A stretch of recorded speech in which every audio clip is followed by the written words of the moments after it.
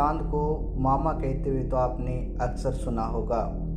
ये भी सुना होगा कि चांद में एक गुड़िया चरखा काट रही है, लेकिन ये बातें बहुत पुरानी हो चुकी है, क्योंकि अमेरिका की नासा एजेंसी ने सन 1969 में चंद्रमा की सतह पर मानव को उतारकर एक नया कीर्तिमान स्थापित कर दिया।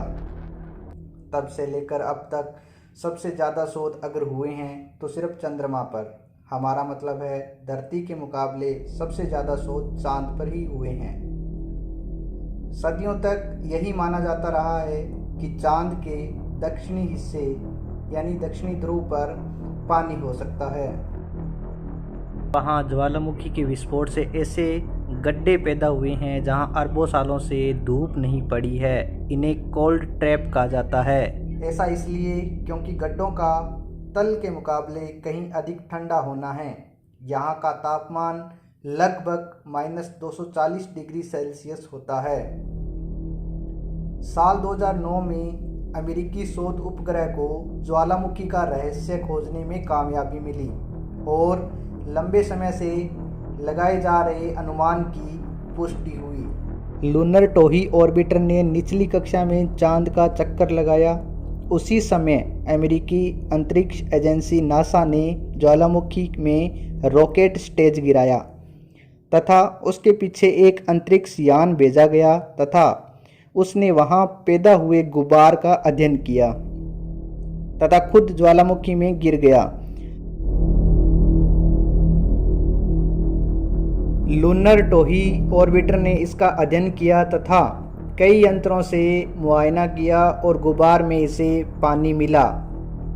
वहीं भारत ने अपना पहला चंद्रयान 2008 में भेजा था। उसके रडार को उत्तरी ध्रुव के 40 से अधिक गड्ढों में बर्फ़ के रूप में पानी मिला। शोधकर्ताओं को लगता है कि वहां 60 करोड़ टन बर्फ़ हो सकती है। चांद पर बनाए जाने वाले अंतरिक्ष केंद्र पर यह जरूरी संसाधन होगा। वैज्ञानिकों का मानना है कि क्षुद्र ग्रहों और धूमकेतुओं की वजह से पानी चांद पर पहुंचा होगा और शायद सूरज भी एक वजह रही होगी, क्योंकि सूरज चांद पर हाइड्रोजन की बमबारी करता है, फिर ये धरातल के अंदर घुसकर धरातल के पत्थरों में मौजूद ऑक्सीजन से क्रिया कर कर पानी बनाते हैं। फिर उसका एक हिस्सा बाहर निकलकर गड्ढों में बर्फ़ के रूप में जम गया होगा, क्योंकि गड्ढों का तापमान -240 डिग्री सेल्सियस होता है। नासा के एक यान लादिर ने एक सनसनीखेज खोज की। उसने पाया कि चांद की सतह से बराबर मात्रा में पानी निकलता है जब धूमकेतु और क्षुद्र ग्रहों की बरसात होती है।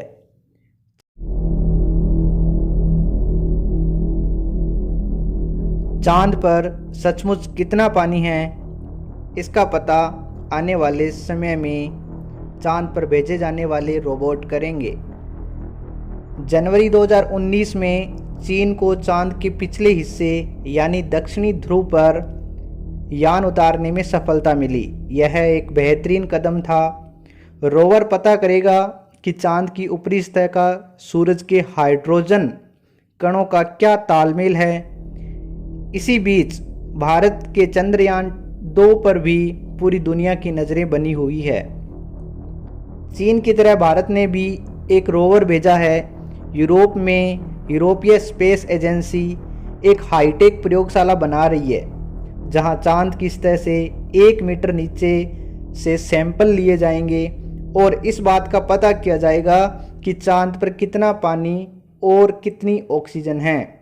चांद पर भेजे जाने वाले रोबोट सभी प्रकार की जानकारियां प्राप्त नहीं कर सकते हैं, क्योंकि चांद से लिए जाने वाले सैंपल्स में पत्थरों की वजह से रोबोट सभी काम एक साथ नहीं कर सकते हैं। अतः रोबोट वहां से सैंपल धरती पर भेजेंगे।